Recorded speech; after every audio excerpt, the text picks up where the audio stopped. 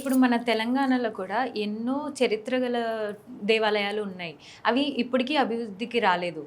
ఎందుకంటారు? అంటే గవర్నమెంట్ దృష్టికి వెళ్ళట్లేదా? లేకపోతే వాళ్ళు ఎందుకు డెవలప్ చేయట్లేదు? ఏంటి అనేది తెలియచేయండి.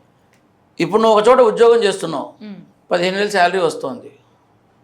ఇంకో చోట 25,000 ఇస్తున్నారని తెలిసింది, నువ్వు అక్కడికి వెళ్ళి ఉద్యోగం చేస్తావు. ఇంకో చోట 50,000 అని తెలిసింది, అక్కడికి వెళ్ళి ఉద్యోగం చేస్తావు. సో బేసిక్గా నువ్వు ఏం కోరుకుంటావు? నాకు ఎక్కడ ఎక్కువ రెవెన్యూ వస్తే అక్కడ చేస్తాను అనుకుంటావు. I hope you understand what is my answer. కానీ ఇవి తెలంగాణలో ఆర్థికపరమైన లాభం, ఆర్థికపరమైన ఆదాయం పూర్తిగా రెవెన్యూ విషయంలో ఉన్నతంగా ఉన్నటువంటి ఆలయాలు ఏవైతే ఉన్నాయో వాటి మీదనే దృష్టి పెట్టారు ఇన్ని సంవత్సరాలు. ఇప్పుడు తెలంగాణ రాష్ట్రంలో ప్రస్తుత ప్రభుత్వం వాళ్ళ ఉనికిని మరింత పటోత్వం చేసుకునేందుకు ఎక్కడెక్కడ ఉన్నాయో వాటిని బయటికి తీసి టూరిజం స్పాట్స్గా మార్చి అక్కడికి అందరినీ అట్రాక్ట్ చేసే విధానంలో వాళ్ళ ప్రయత్నాలు సాగుతున్నాయి.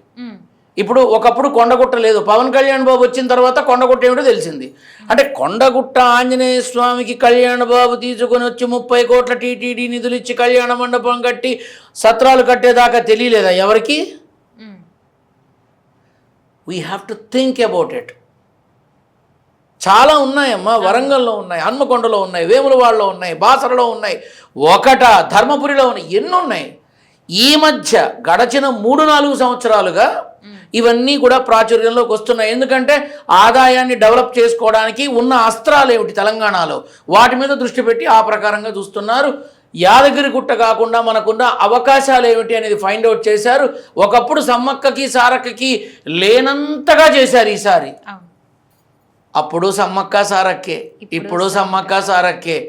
అవసరాలు మారాయి, ఆదాయాలు మారాయి, అక్కర్లేని హోదాలు మారాయి. అంతకుమించి ఏం మారతాయి? మన కోసమేనమ్మా ఇవన్నీ చేస్తోంది. అక్కడ ఆదాయాన్ని జనరేట్ చేయగలిగితే, రెవెన్యూ రాగలిగితే ప్రభుత్వానికి అండ దొరుకుతుంది. సో ఆ క్రమంలో కానీ ఎంత చేసినా ఏం చేసినా ప్రభుత్వాలకి ఆదాయం అనేది ఎక్సైజ్ డిపార్ట్మెంట్ ద్వారా వచ్చే ఆదాయాన్ని మించి అయితే ఎక్కడా రాదు. ఎక్సైజ్ డిపార్ట్మెంట్ నుంచి వచ్చే ఆదాయం దేవుడి దగ్గర నుంచి కూడా రాదు. ఇది వాస్తవం.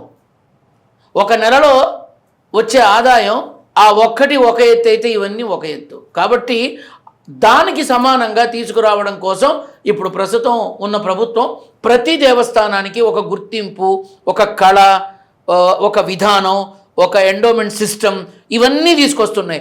ఆ ఆలయానికి సంబంధించిన ఆస్తులు ఎన్ని ఉన్నాయి, భూములు ఎన్ని ఉన్నాయి, ఇవన్నీ ఏ రకంగా వాడచ్చు అనే ఆలోచన మొదలైంది. సరే, అది వాళ్ళ ఇష్టం, అంతే. ఓకే గురుగారు. అయితే గురుగారు, ఇప్పుడు తిరుపతిలో టీటీడీలో లడ్డు గురించి చిన్న ఇష్యూ జరుగుతుంది. సుప్రీంకోర్టులో కూడా అది అసలు రియల్ నెయ్యే కాదు అని అన్నారు. దీని గురించి ఏం చెప్తారు? సుప్రీంకోర్టు రియల్ నెయ్యి అవునందా కాదందా నాకు అనవసరం. నేను సుప్రీంకోర్టుని ప్రభుత్వాలని నేను తప్పు పట్టాల్సిన అవసరం నాకు లేదు, ఏ ఆలోచన లేదు. కానీ నేను ఒక ప్రశ్న మాత్రం యావత్ ప్రపంచాన్ని అడుగుతా.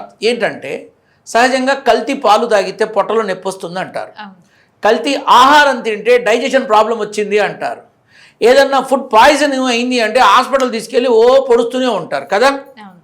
మరి అటువంటప్పుడు లడ్డూలో ఈ కల్తీ నెయ్యి, దాని కొవ్వు, దీని కొవ్వు, నా కొవ్వు, నీ కొవ్వు అని ఇన్ని కొవ్వులు పెట్టి ఏదో కలిసింది అని కొంతకాలం అలా మాట్లాడారు. రీసెంట్గా ఏం మాట్లాడారు? బాత్రూమ్స్ కోసం వాడే కెమికల్స్ని ఇన్వాల్వ్ చేశారు అన్నారు కదమ్మా.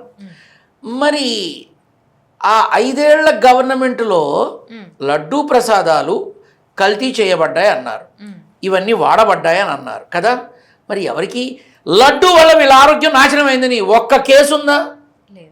ఒక్క కేసు. ఫలానా బావర్చి బిర్యానీ తిన్నందుకు మా వారికి ఇట్లా అయింది అంటే బావర్చిలో ప్రాబ్లం కాదు, తిన్న బిర్యానీలో రైస్ ప్రాబ్లం అని తెలిసింది. ఓకే, సో ఇక్కడ కల్తీ పాలు తాగడం వల్ల మీ అబ్బాయికి ఇదైంది అదైంది అంటారు, రోడ్డు పక్కన ఉన్న చాట తినటం వల్ల అదేంటి ఫుడ్ పాయిజన్ అయింది అంటారు. మరి ఆ మహామహిమాన్వితుడు కలియుగ దైవం వైకుంఠనాథుడు వెంకన్న ప్రసాదాన్ని ఇన్ని సంవత్సరాలుగా ఇన్ని కోట్ల మంది తిన్నారు.